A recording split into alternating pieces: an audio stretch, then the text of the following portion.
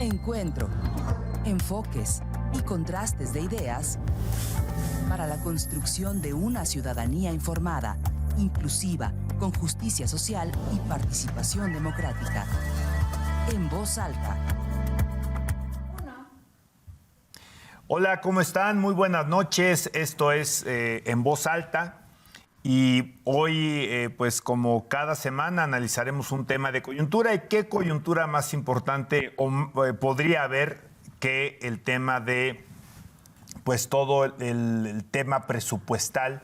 Por supuesto, la ley de ingresos, pues el paquete completo, ¿no? Ley de ingresos, presupuesto de egresos, una miscelánea fiscal que entiendo que es realmente prácticamente nula. No hay creación de impuestos, no hay una reforma fiscal, a pesar de que se hizo por ahí de repente un movimiento de algunos legisladores donde apuntaba que podría haber alguna reforma en algunas cuestiones tributarias que pues puso a dudar sobre si llegaría ya el momento justamente esta reforma fiscal, que se ha hablado de ella.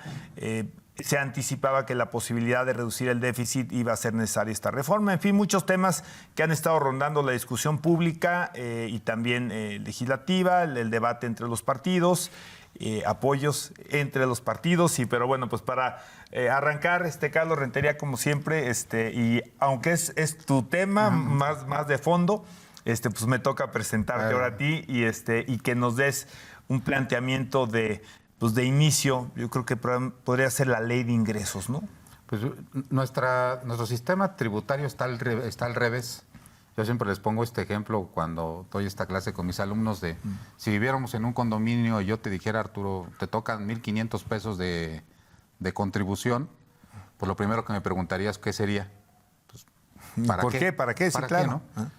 Entonces, lo que nos dice la lógica es que, algo muy curioso, primero deberíamos de conocer cuál es el presupuesto, o sea, cuáles son los requerimientos del país, y después, en base a eso, saber cuánto nos toca contribuir. Pero desafortunadamente, nuestro sistema fiscal está construido al revés. Primero se tiene que aprobar la ley de ingresos y ver cuántos pesos tenemos, como cuando éramos niños y llegábamos a la tienda, Arturo, y decíamos, ¿para cuánto me alcanza, no? Y ya el tendero te decía, no, pues te alcanza para 3 dulces, un quiebramuelas y Me dio un déjà vu, Charlie, con eso, sí es cierto. Una cosa así. Bueno, pues así está el país. Entonces, primero aprobamos cuántos ingresos vamos a tener y después pasamos a la siguiente ecuación de en qué no lo vamos a gastar. Pero para que nos quede más claro a todos los queretanos es cómo sabemos cuánto dinero vamos a tener. Y entonces, ahí hay un documento bien interesante que yo les recomiendo que lo vean en el paquete fiscal, que son los criterios generales de política económica, que no son otra cosa más que una bola de cristal, en donde los futurólogos financieros del país tratan de ver cómo se va a comportar la economía en los siguientes años.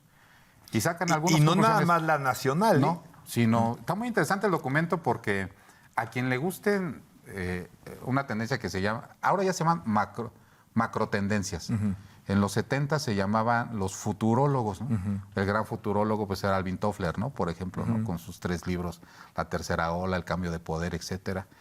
Y el último que escribió con su hija que se llama El cambio de riqueza, ¿no? Estos futurólogos trataban de ver 20 o 30 años en el futuro cómo se iba comportando, pero ahora se llaman macrotendencias. Entonces este documento dice cómo se va a comportar China, cómo se va a comportar Europa, cómo se va a comportar Estados Unidos, cómo se va a comportar Latinoamérica, etcétera, y dicen, bueno, en este contexto mundial, la economía mexicana tiene varios indicadores. Pues dicen que el Producto Interno Bruto va a estar rondando entre el 2 y el 3%. Ahora ya lo ponen en rangos, Arturo. ¿Te acuerdas cuando el Producto Interno Bruto decían era una cantidad, el estimado era una cantidad fija? Pero después tanto variaba en el año que mejor terminaron proyectándola como un rango. Y dijeron entre 2 y 3. Y dicen, el dólar va a estar cerca de los 18 pesos. Y la inflación va a estar por ahí del 7, entre el 7 y el 10%. O sea, va... No, la inflación, no, sí viene a la baja, ¿no? Creo que en el planteamiento, sí, 4. El 4%, sí. Perdón. Entonces, esos son, digamos que algunos macroindicadores que dicen, pues como la economía se va a comportar así, y viene la relocalización, y viene una serie de ventajas para el Estado mexicano, yo creo que estos criterios generales de política económica se dieron o se empezaron a estudiar antes de Trump. Sí, es muy probable. Es muy probable porque hay unos precriterios que se mandan a la Cámara, que se mandan en el mes de marzo, abril. Y ahí pues no estaba todavía el factor de quién podía ganar la presidencia de la República, de la presidencia de Estados Unidos y de cómo la iba a ganar. Entonces lanzan estos precriterios, dicen, pues como va a haber este comportamiento del precio del barril, la inflación, el Producto Interno Bruto, entonces vamos a recibir tantos billones de pesos. Y así estima la ley de ingresos. Ahí hay un tema que no sé si lo observaste, ¿no? Efectivamente lo decías al inicio. La presidenta Sheinbaum dice, no hay reforma fiscal. O sea, no hay tema de contribuciones, pero el coordinador de los diputados de Morena dice, creo que es necesaria un tema de reforma fiscal. Pero a la par corren lo que no es una reforma fiscal, pero sí es una reforma de miedo, que es la modificación en la Constitución de la prisión preventiva oficiosa. La ampliación del catálogo. La ampliación del catálogo. Y ahí ponen algo, Arturo, que no sé, a lo mejor nos está escuchando algún penalista o alguien que esté también metido en los temas fiscales. Todas las notas periodísticas dicen que se amplía el catálogo y ponen ahí el uso de comprobantes fiscales falsos. Yo creo que trataban de englobar el fenómeno de las factureras, ¿no? Pero las factureras no operan con comprobantes fiscales falsos, porque todos los comprobantes pues, son certificados por el SAT. Que las operaciones que amparan esos comprobantes no existan, no quiere decir que el comprobante en sí sea falso. Yo no quiero suponer que algo le hicieron, pero yo creo que, como decía la presidenta Sheinbaum, decía, todavía hay un margen, decía en una de las declaraciones, todavía hay un margen de contribuyentes que no pagan, que si pagaran no es necesaria la reforma fiscal. Y yo creo que le están apostando al tema de la evasión fiscal y a meter el tema de la prisión preventiva oficiosa para quienes sean, pero sí quitaron el delito, por ejemplo, de evasión fiscal. Me parece que ahí sí la presión del sector empresarial llegó a tal nivel que ese que estaba originalmente en la reforma, lo quitaron. Entonces yo creo que ahí está la apuesta en el tema de los ingresos. Y tan estuvo la apuesta que, ¿cuánto es la bancada del PAN? Corrígeme, en el Senado, 21... Creo que son 22 senadores, no estoy 100% seguro. Porque parece ser que hubo una división, ¿no? O sea, 14 de ellos deciden no votarlo a favor, el tema del capítulo de la prisión preventiva oficiosa. Y 7 senadores, por lo menos la nota que aparecía en los medios de comunicación, deciden sí votar por primera ocasión 7 senadores del PAN por una propuesta de la 4T. Entre los cuales están los 2 senadores por el estado de Querétaro por Acción Nacional, Agustín Dorantes y Lupita Murguía. Entonces, 21, ¿eh? Ajá, 21. Entonces se dividió 7-14. Entonces, fíjate, tan trascendente era la reforma en materia de prisión preventiva oficiosa, y yo quiero suponer en este particular catálogo de los delitos fiscales que por primera ocasión veo que hubo una operación para tratar de lograr el consenso con la oposición. Y no lo lograron con todos, lo lograron con 1/3 de los senadores panistas. Los priistas se mantuvieron, MC se mantuvo, pero me parece que hubo una operación, y me parece que lo curioso es que vino a través de los senadores que tienen gobernador de origen panista. Es un dato... Sí, es interesante, ¿no? Quizá la operación pudo haber estado con los gobiernos, ¿no?, estatales, y de ahí quizá alguna instrucción. Eran 22, efectivamente, pero uno se les fue. ¿No? Yunes también al PRI se le fue, creo, ya una senadora. En fin, ahí están las recomposiciones. Y efectivamente, pues es interesante este tema, ¿no? Ahora, ¿podrá realmente lograrse esta reducción del déficit, Carlos, sin una reforma fiscal? Es un tema que también pasa por la austeridad, pero me parece que ahí ya poco se puede recortar, muy poco se puede recortar. El sexenio anterior, y creo que eso tú lo habrás platicado sin duda con funcionarios a nivel federal, inclusive de delegaciones federales, pues ya estaba muy apretado, ¿no? Ya era muy complicado, inclusive en temas hasta que van por papelería, por pintura. Gran tema lo que comentabas de si se va a reducir el déficit en este año, ¿no? Mira, cuando toma la protesta Claudia Sheinbaum, dice, bueno, el déficit del PIB, el déficit alcanza el 5% del Producto Interno Bruto. Y pues dicen, no, eso no es insostenible, sería el déficit. Que a ver, te voy a tener que interrumpir. Para efectos del auditorio, como maestro, déficit gubernamental. Como si fuera la economía de las familias, un déficit es cuando gastamos más de lo que ingresamos. Pero para que se vea en términos reales, se tendría que ser, supongamos que una familia tiene ingresos por 150,000 pesos anuales y tiene gastos por 150,000 pesos anuales. Entonces ahí digamos que mantiene un equilibrio, ¿no? Si gasta menos de lo que gana, entonces genera un superávit y entonces tienen un ahorro. En materia federal, de esos ahorros se crean los fondos de estabilización, que sirven... Las vacas gordas, que ¿no? Son las vacas gordas, sirven los fondos de estabilización para que cuando vengan vacas flacas y suceda lo contrario, ¿no? Que es cuando la familia gaste más de lo que ingresa y se genera un déficit, pues entonces se empieza a comer los ahorros. ¿De qué tamaño es este déficit? Pues en el caso de la familia, si decimos 5 puntos de todo lo que produce la familia, pues parece poquito en un año, Arturo.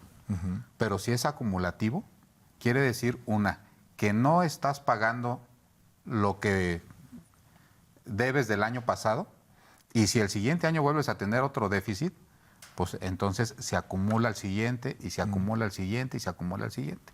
Entonces, así muy rapidito llegas a tener prácticamente una deuda igual a tu ingreso al año, que es así como se mide la deuda de los países, ¿no?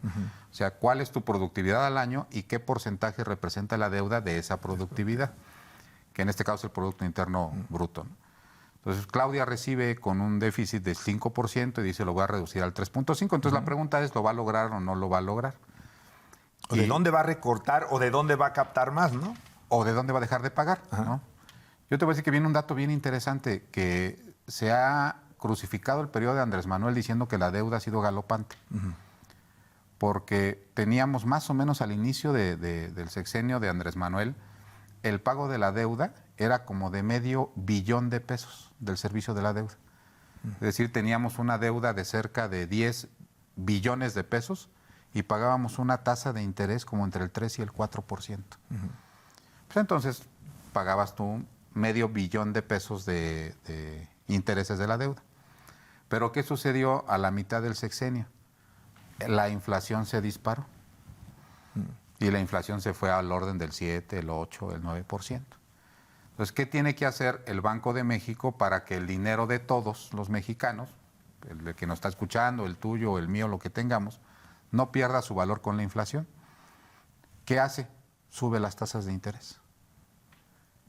Y entonces, al subir las tasas de interés, el dinero que pedimos prestado se desincentiva, porque lo que quieres es que no haya tanto dinero en la economía, de tal forma que se frene un poquito el consumo y la inflación cese y baje. Pero en ese periodo, pues era evidente que el costo de la deuda, al ser deuda interna, es decir, deuda contraída con instituciones del país, pues se elevara prácticamente al doble. Porque no hay tasa fija en esto, ¿no? No hay tasa fija. O sea, estás a expensas de la tasa de referencia, de alguna forma, ¿no? Entonces, prácticamente se fue al doble el servicio de la deuda. Entonces, no es deuda nueva lo que se está contratando en su mayor parte. Es la tasa de interés para poder frenar la inflación. Entonces, pero tú vas a decir, bueno, pues entonces el gobierno a veces es muy difícil ser gobierno, porque dices, por un lado tengo que frenar la inflación, que perjudica el dinero de todos los mexicanos, pero al subir las tasas de interés para frenar la inflación, pues entonces tengo por el otro lado que la deuda que yo le debo a los fondos, sobre todo de retiro de los mexicanos, se eleva. Y entonces sucede otro fenómeno. Pues al momento de pagar la deuda interna, pues también si la mayoría de ellos son fondos de inversión, por ejemplo, el tema de las Afores, los mexicanos lo tendrían que ver reflejado ¿en qué? en un incremento de sus capitales aportados, ¿no? O sea, es Sí, todo un sí, sí, fenómeno sí, bien interesante. Son demonios, ¿no? Que arreglas uno, pero creas otro. Pero ¿no? Son creas otro. las fórmulas estas keynesianas del manejo de la política monetaria, ¿no? Pues decía uno de mis maestros de economía, dice, el dinero no desaparece, ¿eh? No, nada más cambia de manos. Nomás cambia de mano, nomás Sí. hay que ver exactamente a dónde se va. ¿Dónde se fue? Entonces, veo difícil la reducción del déficit y yo sí creo personalmente que en el corto plazo tiene que venir una reforma fiscal. Eso es lo que creo. Yo lo que creo es que la van a mandar para después del 27, o no sé cuál sea tu opinión. Pues mira, Andrés Manuel López Obrador planteó que no habría nuevos impuestos en su primer mitad de su sexenio. Y lo cumplió. Y luego nunca dijo nada en la segunda mitad. Pero claramente, una vez que llegaban los informes de gobierno, sí, él dejaba muy claro que no había habido aumento que no ha habido nuevos impuestos, y me parece que tampoco hubo un aumento en los impuestos. Entonces, siento que es muy difícil mantenerlo, es decir, lograr bajar el déficit si ese es el objetivo, que me parece un objetivo responsable, y porque también atiende pues, a lo que van viendo también una serie de factores fuera de México, ¿no? Bancos de inversión, instituciones como Fondo Monetario, como Banco Mundial, independientemente de si hay un vínculo de cuestión financiera con ellos, en términos de que tengas alguna deuda o no con estas instituciones, que pues estarán observando precisamente que sí se baje el déficit, ¿no? Y ser un elemento de riesgo país que a la vez te puede encarecer el crédito que tienes, o que quieras acceder a ciertas líneas de crédito, pues también te va a costar muy caro, ¿no? O que saques papeles de deuda, que de repente hay sus roadshows de Pemex o de algunas otras empresas paraestatales que salen a vender, y pues evidentemente si las finanzas no son sanas, tanto de las paraestatales como del país, a los ojos de quien califica o a los ojos de quien invierte, pues sí creo que es una medicina que nos tendremos que tomar, no es una medicina amarga, y tendrá que encontrarse una forma de recaudar más. Y si no funciona este intento, porque sea a partir de precisamente de buscar evitar la evasión o agarrar a los evasores, pues creo que tarde que temprano tendrá que venir un planteamiento. La pregunta es, ¿cuál? A ver, ahí te van los villanos favoritos. A ver, ¿cuáles que son? ¿Dónde está siempre esa rebanada del pastel a la que siempre sabemos que ahí está, pero nadie le ha querido entrar? Sí, sí. ¿Cuál es? Iba en medicina, en medicina de alimentos. O sea, esa es la que es como el coco, ¿no? Y bueno, pues es una otra que también ha sido llevada y traída, el impuesto a las herencias. Que por cierto, en Aguascalientes hay una cosa muy similar, ¿no? Esto no solamente tiene que ver con la federación, hay entidades que pueden copiar o no ni siquiera copiar, bueno, copiar de otros países y plantear estos esquemas, ¿no? Pero pues yo veo esas dos, ¿no? Otra es que suena además bien en general, pues cobrarle ahora más a los que más tienen, lo cual en principio, insisto, suena lógico, suena una especie de justicia tributaria, pero le sigues cargando más a la misma columna y pues ya quién sabe si aguante, ¿no? Porque no necesariamente son los que más tienen, sino de ahí te agarras mucho clase media, los demás tienen estrategias fiscales, tienen abogados, tienen vaya, los elementos justamente para poder... La posibilidad de viajar a Panamá, sí, por ejemplo, ¿no? Exactamente. Y otros son cautivos, ¿no? Y me parece que ahí la columna vertebral de la recaudación pues está tensando mucho, y si le metes más carga, a lo mejor la vas a romper. Entonces, pues son las alternativas. Hay una recomendación muy interesante de las Naciones Unidas, que hace en el 2011 un estudio que evaluó del 2000 al 2010 las políticas de desarrollo social, cuando decía que llevábamos 2 billones de pesos gastados en políticas de desarrollo social. Y la pregunta era muy, muy objetiva, decía, ¿has gastado 2 billones para combatir a los pobres? ¿Tienes más o menos pobres? Y ese reporte de las Naciones Unidas es muy significativo, que se dio a conocer en el 2011, porque dice, ¿dónde está el pastel que está haciendo a los pobres más pobres y a los ricos más ricos? Número 1, el IVA en medicinas y alimentos. Ya hace 13 años era $500 million. Hace 13 años. O sea, ¿qué es lo que decía la ONU? O sea, para que, si aventáramos 10 pesos de exención de IVA en impuestos a alimentos sobre esta mesa, quedarían 9 pesos con 53 centavos en las mesas de los ricos y caerían 47 centavos hacia los pobres. O sea, la exención en medicinas y alimentos beneficia mayoritariamente a las clases más favorecidas. Claro.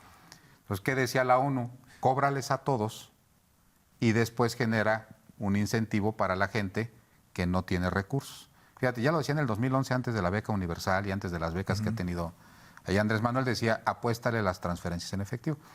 ¿Dónde había otro $500 million? En el subsidio a la gasolina. ¿También? También. Entonces, que hoy Peña Nieto lo elimina. Sí. En el 2017 con el gasolinazo. Fíjate, sí le hizo caso él a la ONU y lo elimina, pero un año antes del proceso electoral y bueno, pues mal timing. Mal tiempo para el PRI, ¿no? Porque lo del gasolinazo no se lo quitó el PRI jamás, ¿no? Pero sin embargo, Andrés Manuel, después de que se dispara el precio de la gasolina, lo vuelve a poner. Y hoy todavía publican que en algunos momentos de la economía mexicana vuelve a estar subsidiada el tema del IEPS en la gasolina para los ciudadanos, para que no se dispare este precio. Entonces, ahí hay otro margencito. A lo que siempre prácticamente le quieren sacar 3 clavos y una corona de espinas cada vez que menciona el impuesto a las herencias, ¿no? ¿Por qué? Porque hay una cosa bien curiosa que decía Marx, ¿no? Decía que el gran problema del socialismo es que no hay conciencia de clase. Y creo que Querétaro, parece que Marx lo pudo ver cientos de años después. Si yo digo directo a la Cámara, impuestos a las herencias, la mayor parte de la gente que me está escuchando piensa que es su herencia. ¿Sí? Cuando los impuestos a las herencias son las grandes herencias. Estamos hablando de la herencia del señor Slim, estamos hablando de la herencia de Ricardo Salinas, de la familia Balleres, de las grandes familias, y también hay familias así en el estado de Querétaro, ¿no? Es decir, la acumulación de riqueza es tal que se vuelve todavía más lacerante cuando es post-mortem. Es un fenómeno bastante extraño. Si ya de por sí una persona puede llegar a acumular mucho dinero en una vida, entonces al momento de trasladarla a los hijos se vuelve doblemente acumulativo y así se va haciendo generacionalmente. ¿Por generaciones? Entonces, el impuesto sobre herencias en Europa es sobre grandes fortunas. No están hablando. En Estados Unidos. Y en Estados Unidos. Y no es una cosa que se pueda perjudicar a la gran parte de los mexicanos, pero cada que hablamos de impuestos de las herencias, al no haber conciencia de clase, todos creemos que somos ricos, Arturo. Y eso está bien complicado. Sí, o sea, hay que verlos dentro de los blancos y negros, los grises, ¿no? Por ejemplo, nada me regreso y tocamos el de impuesto a las... Esta posibilidad, ¿no? Que se ha hablado de ella, pero en realidad creo que ningún presidente la ha tocado, ¿eh? O sea, siempre ha venido como por, digamos, en algún legislador, y yo diría que ni siquiera de los coordinadores, como que esto se ha filtrado, algunas consultorías han abundado en el tema, inclusive lo han analizado, muchos se han espantado, los WhatsApp no dejan de compartir, ahora sí nos vienen los de izquierda. Vamos a ser Venezuela. Exactamente, Cuba. pero bueno, no se ha explicado, pero yo empezaría por el tema de IVA, alimentos y medicinas. Ahí, Charlie, lo que hay también es una confusión, porque tú decías, no, si aventabas los, ¿cuánto decías? 10 pesos. 10 pesos, ¿no? Quizá para el auditorio, bueno, pues un shampoo, un tinte de pelo, probablemente algún alimento de estos que pueden considerarse como suntuosos, pues también están exentos del IVA, y eso entiendo que es precisamente donde se entiende que muchos de estos productos que son considerados como medicinas, pues en realidad muchos son productos de belleza, que claramente no son el día a día de la gente que menos recursos tiene, porque pues, no, o comes o te embelleces, ¿no? Y el caso también de los alimentos, pues que a lo mejor nosotros estamos pensando en los alimentos más básicos que pueda haber de consumo común para la simple sobrevivencia de una persona, y en realidad es un rango de productos pues que a lo mejor no son de los que normalmente compraría familias que tienen pues una complicación de ir sacando su vida, van viviendo al día, ¿no? Es más o menos esa la lógica, ¿no?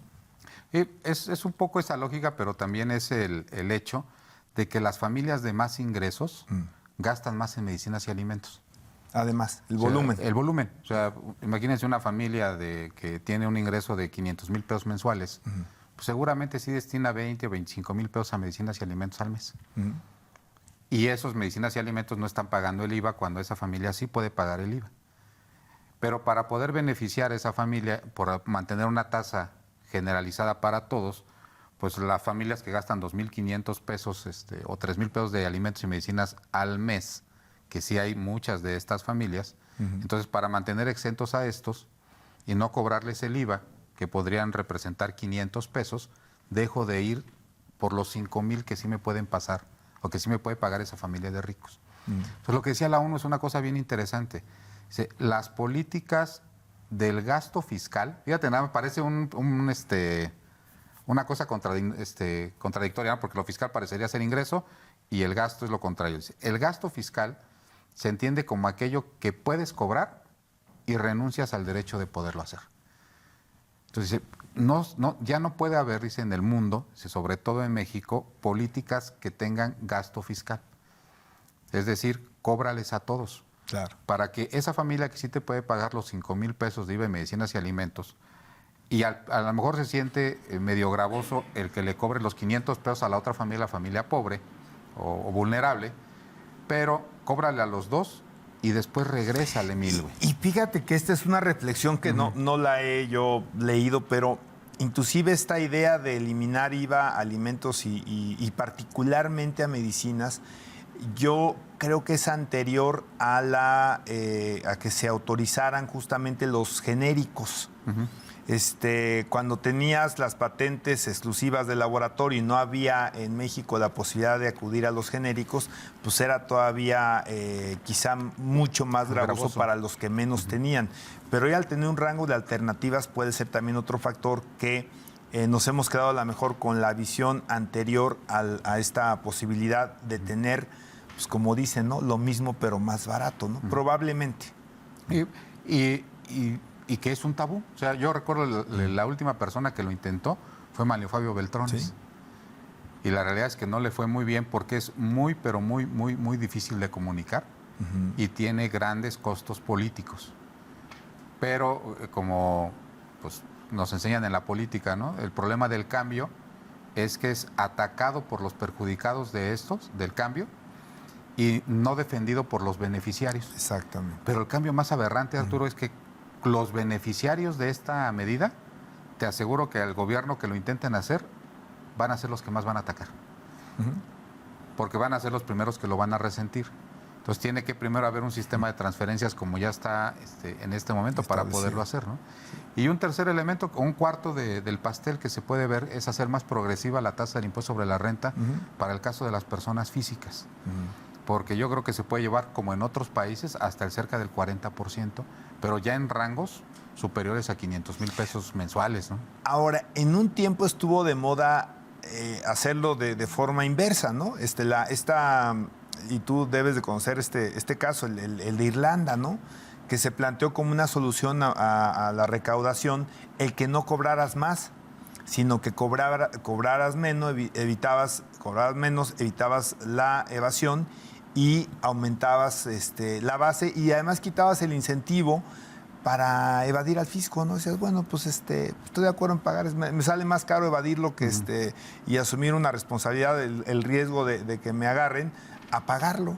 Y eso nunca se ha, entiendo los riesgos, ¿no? Pero se vio como el milagro de planteamiento de política recaudatoria en Irlanda como algo que se podría copiar. Bueno, yo creo que ahorita regresando de vez del corte, vamos a ver que ya hay un mini ejemplo en México de ese tipo de política, pero no hemos sabido ahorita, hasta el momento, porque no ha habido una evaluación de si está funcionando así, pero con el tema de las empresas, ¿no? Nos vamos al corte y regresamos. Regresamos. Estamos de regreso en Voz Alta y bueno, estábamos platicando, ¿no? de las alternativas para eliminar el déficit que pasan por gastar menos o recaudar más, ¿no? Y platicábamos de los villanos favoritos, que si ponerle IVA a alimentos y medicinas, que si el impuesto a las herencias. Cerramos antes de ir a corte con la posibilidad no de cobrar más, sino de cobrar menos.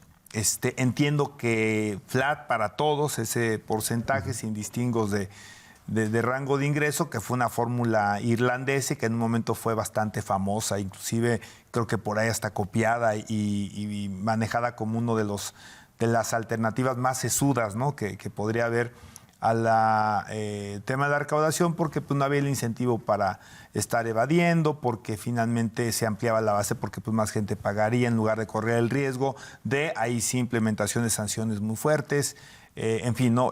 Y bueno, otras, pero no sé si quieras que abundemos en esta, y en el corte platicábamos también del tema pues, de la facturación y de los deducibles. Yo voy a decir que tengo un sueño, ¿no? Como decía Martin Luther King, tengo un sueño.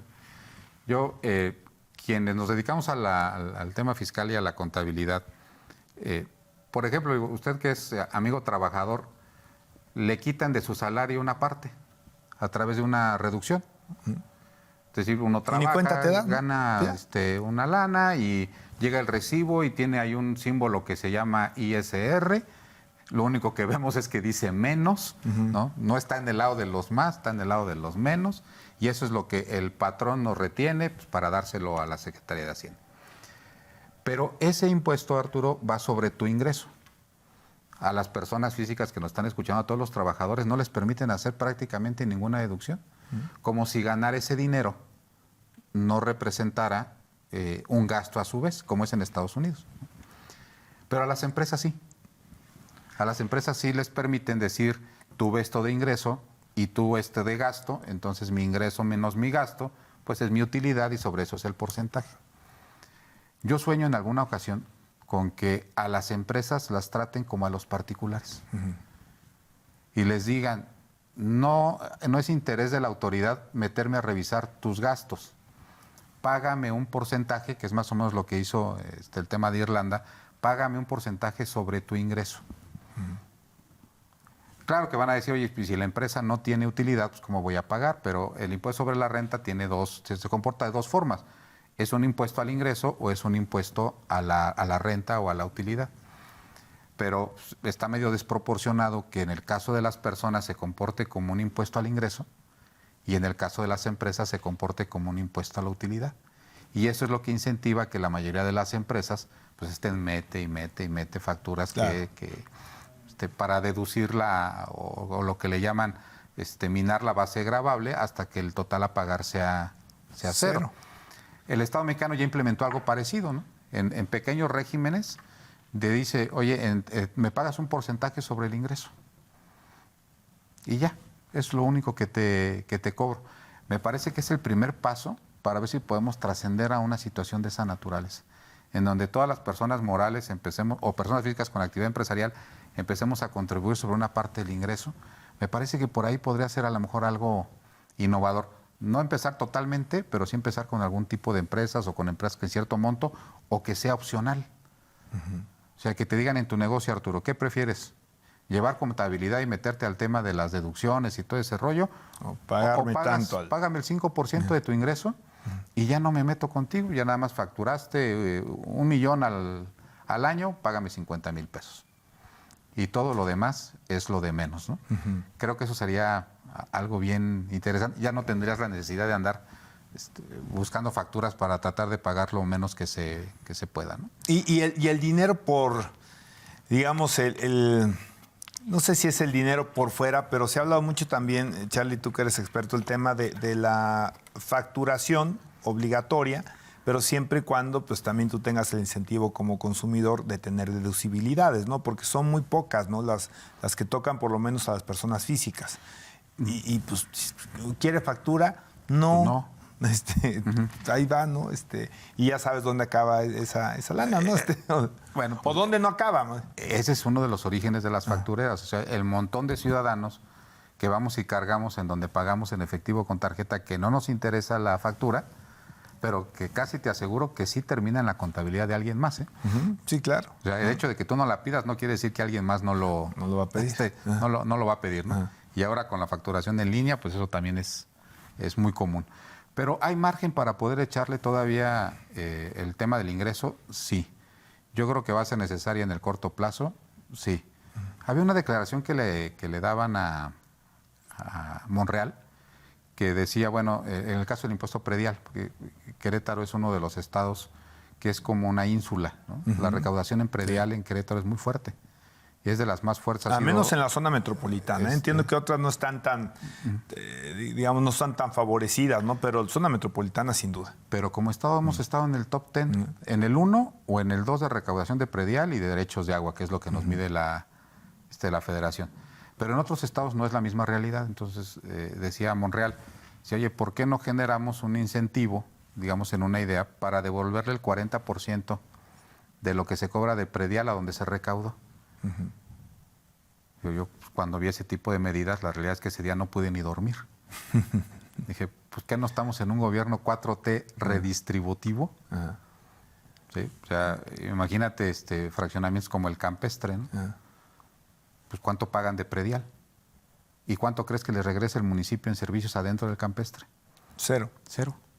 A pesar de que no es un condominio. No es un condominio, es un fraccionamiento. Es un fraccionamiento. Pero casi estoy seguro que no le cambian ni un foco, ni le barren una calle. No, de repente creo que por ahí supe una aportación de basureros que ya no ocupaban de estas papeleras, ¿no? Y creo que en algún momento fue una aportación, pero hasta ahí, ¿eh? Hasta ahí. San Gil, por ejemplo, ¿no? Que cuando a mí me tocó ser director de ingresos de San Juan del Río, era en ese entonces el fraccionamiento, que tampoco es condominio, pero pues ahí le pusieron una plumita y ya no podíamos entrar al lago de San Gil. Era de los que más recaudaba y tampoco el municipio en aquel entonces le invertía un peso, porque era una justicia de la izquierda que es distributiva. Entonces, pues cobró aquí de los que más tienen para los que más necesitan, ¿no? Entonces, hay ideas ya sobre el tema de la reforma fiscal, pero que si no tienen una orientación, pues cada quien va a traer su reforma fiscal en la cabeza, ¿no? Ya. Ahora, estamos hablando del tema de los ingresos y ahora vamos a pasar, si me permites, al tema de los egresos, pero que están pues, íntimamente ligados. ¿Por qué? Pues porque si no tienes la recaudación que dice tu ley de ingresos, pues no vas a tener ese recurso para gastarlo en el ejercicio del presupuesto. Y aquí partimos de una serie, si quieres pasamos por los criterios generales antes de ir al presupuesto, pasamos por una serie de factores que tú mencionabas al principio, pues que no tenemos la claridad si se van a cumplir y qué tanto nos pueden afectar, ¿no? Esto al margen, inclusive, yo agregaría uno más, que es el tema de las políticas comerciales que va a adoptar Estados Unidos, ¿no? Pero a ver, vamos a poner esa variable quieta un momento. Ceteris paribus, ¿no? La dejamos ahí, ¿no? Pero, a ver, el tema del tipo de cambio, Charlie. El planteamiento es 18.7, ¿no? Estamos ahorita a 20 medios. Es un número que no se antoja tan sencillo. 3.5 la inflación, que claro, a mí me encantaría, ¿no? A partir de esto, 8, más o menos en 8 puntos la tasa de referencia. El precio del barril, no recuerdo, está creo que por los... No lo voy a... Ahorita lo retomo, pero creo que eran 70, no estoy muy claro. Entonces, tú ves en estos criterios, a partir de los cuales se determinan ingresos y a partir de los cuales también se puede hacer un presupuesto de egresos que tengan viabilidad. Es de que hay dos datos que a mí en lo particular sí me checan, ¿no? La tasa de referencia, que es 8 puntos, para controlar la inflación y que llegue a 3.54. Y yo esperaría que para el 2026... ya la tasa de referencia, o sea, la tasa sobre la cual los bancos ponen el precio del dinero en los intereses, pudiera bajar. Sí. Yo creo que ya no se aguanta más un tema de créditos de esta naturaleza, No sé si han observado, amigos empresarios que nos estén escuchando, no hay liquidez en la calle, Arturo. No, pues. ¿No? En serio, no hay liquidez. Bueno, pues en la función notarial que tienes en licencia, seguramente algunos amigos notarios te van a decir, oye, pues yo veo muchas permutas, ¿no? Ahí andamos todos cambiando carros, vacas, chivos, puerquitos, gallinas, ¿no? por otro terrenito, porque no hay la liquidez. Me parece que ya el tema de la liquidez en el Estado mexicano y en el sector empresarial ya nos llegó a los huesos. Y si la tienes, la tasa de referencia te desincentiva. ¿Por qué? Pues porque si el banco te está dando sin riesgo, o los CETES, 11, no, pues entonces, ¿para qué me meto un negocio que me dé el 15 con riesgo, no? Suponiendo sin conceder. O la renta, ¿no? ¿Para qué compro algo para rentarlo? Si claramente, ¿te acuerdas aquel típico que el bien te debía dar el 10% anual del valor que tenía el inmueble, ¿no? Lo cual, pues claro que ya no pasa. Ya no da. A mí me tocó el 12. Yo le aprendí a Hans Frey Papa, ¿no? Que decía él, tasa de referencia más 7. ¿De la renta? No, para el riesgo. Ok. O sea, dice, para que un negocio te deje es lo que te deja en el banco, más el 7%, que es un riesgo estándar. Si te deja más ese negocio, tómalo. Y si no, mejor agarra tu dinerito y mételo en inversión. Y también de él aprendí el tema de, cuando todavía que trabajaba yo en las inmobiliarias por ahí del 97, 98, te daba el 1% del valor de la propiedad de rendimiento al mes. Al mes. Que era el 12, o sea, y lo volvía muy rentable. Hoy si consigues el 0.4, Arturo, de una propiedad... No, la arrebatas. Sí, o sea, una casa de 3 millones de pesos, ni de vacilada la vas a rentar en 30. La vas a estar rentando en 12 y ya es caro. Entonces se vuelven inversiones a cerca de 10, 12 años, ¿no? Entonces urge que se empiece a mover el tema de los créditos en México. Creo que este es el último año que aguanta esta política, que nadie lo ha tocado, esta política restrictiva del dinero en efectivo. Porque no están prestando, nada más están captando. ¿De dónde sacan para pagar esas tasas de interés? Pues de los CETES. ¿Y de dónde lo saca? Pues del incremento de la deuda del gobierno, ¿no? Entonces, el problema también de que el gobierno pida mucha deuda, aunque sea para pagar deuda, es que limita el dinero en efectivo que hay para el sector empresarial. Porque, insisto, con lo que tú decías, la gente prefiere írselo a dejar en CETES, que es prestarle al gobierno, y el gobierno con eso financia gasto público, pero es dinero que deja de estar disponible para que se mueva en la economía, ¿no? Sí. Entonces, creo que eso tendría ya que cambiar por lo menos para el 2026. Sí, ahí te va, fíjate, me llama la atención, el precio promedio que se calcula sí está muy, muy a la baja, el del precio del barril. Efectivamente era 70, pero lo baja hasta 57.8. A mí me llama un poco la atención, habiendo tanto conflicto regional que se vaya tan abajo, pero bueno, supongo que son estudios muy a conciencia y analizar una serie de variables, ¿no? El tema de la inflación, ¿tú cómo lo ves? 3.5. Yo creo que se alcanza. Y yo creo que en el precio del petróleo deben de tener una velita prendida. Sí. Lo jugaron bajo. Sí.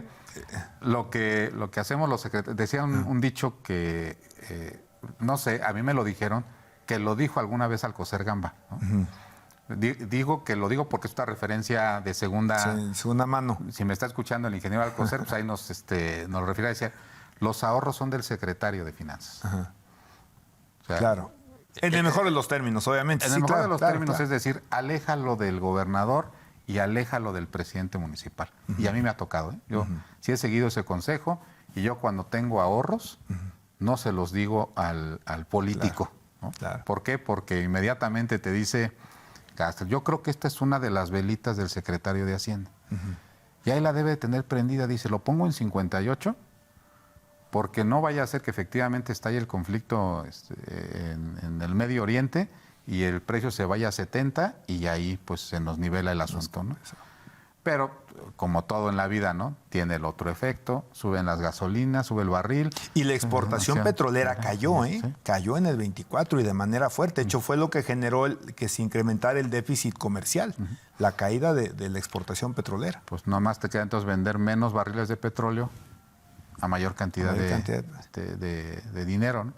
Pues creo que podría ir una salida al tema del presupuesto, pero pues eso no lo vamos a saber ni podemos estar expensas a que la gente muera o que haya una guerra en algún otro lado. Sí, no, claro. Para que se nos mejore la economía o que se nos suba la gasolina que ponemos en nuestro carro, ¿no? Y ahora, Charlie, porque se nos va a acabar el tiempo y no llegamos a los egresos, ¿no? Hay un resumen rápido del presupuesto de egresos, a dónde va el dinero, de dónde quitan dinero. Parece algunas contradicciones inclusive, ¿no? De seguridad, algunos otros áreas que se disminuyó el gasto aparentemente. Sí, pues donde se cuelgan los que están haciendo su chamba, que es la oposición, y yo creo que el trabajo de la oposición siempre es interesante cuando lo señala, es que parecía ser que en algunas áreas sustanciales el presupuesto disminuye, ¿no? Pero disminuye porque tenían cargados en esas áreas proyectos que ya no están, ¿no? Como es el caso del Tren Maya, que criticaron mucho a Claudia de que fue a recomendar sembrar arbolitos, pero aquí en casa estaba sacrificando el presupuesto que tenía que ver con el medio ambiente, pero pues ahí estaba cargado el tema del Tren Maya, y hay algunas obras de infraestructura que salen de donde estaban y entonces aparentemente disminuye. Es un presupuesto triste, como van a ser la mayoría de los presupuestos de los estados, porque parece que puede haber un gran debate. Pero ya cuando te sientes, Arturo, a ver un presupuesto así, etiquetado, es una gran frustración de los que hacemos presupuesto y de los gobernantes, es decir, de todos esos miles de millones de pesos, el gasto discrecional para poder invertir en una política pública propia que le dé tu sello al gobierno, es prácticamente nada, y me parece que Claudia Sheinbaum le sigue apostando al tema de las transferencias. De las transferencias. Cosa que me da miedo, porque creo que no se ha dimensionado, es el tema de las pensiones. Sigue creciendo el gasto en pensiones, se ha disparado de forma desproporcional por estas pensiones que ahora pues, le llaman pensiones no contributivas, quiere decir que no hay una contraprestación que dé la persona que recibe o un ahorro previo. Porque siguen sin considerar, Arturo, el tema o la bomba en la que estamos sentados del sistema de pensiones del sector público de los estados y de los municipios, ¿no? Entonces, eso en el corto plazo va a resultar algo complicado, y ya lo es en el tema de la federación. Entre el servicio de deuda y el pago de pensiones, prácticamente se va todo el recurso que se podía usar de manera discrecional. 20,000 millones de acá, 30,000 allá, 40,000 allá, prácticamente no pinta, ¿no? Y lo grave del presupuesto es el recorte en materia de salud, que por lo menos se anuncia que aquí en el Estado le va a pegar, ¿no? Sí.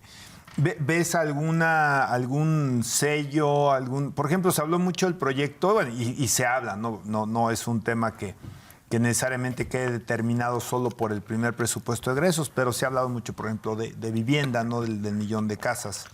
De claramente la continuación de los proyectos de infraestructura ferroviaria, de pasajeros particularmente.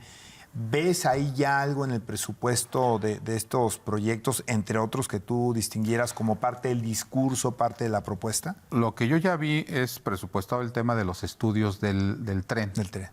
O sea, eso por lo menos ya está. No quiero ser pesimista, pero así llegó también con Peña Nieto, ¿no? Llegó a estudio, inclusive llegó a concurso, ¿te acuerdas que lo ganó una empresa? Pues los chinos, ¿no? ¿no? Sí, sí.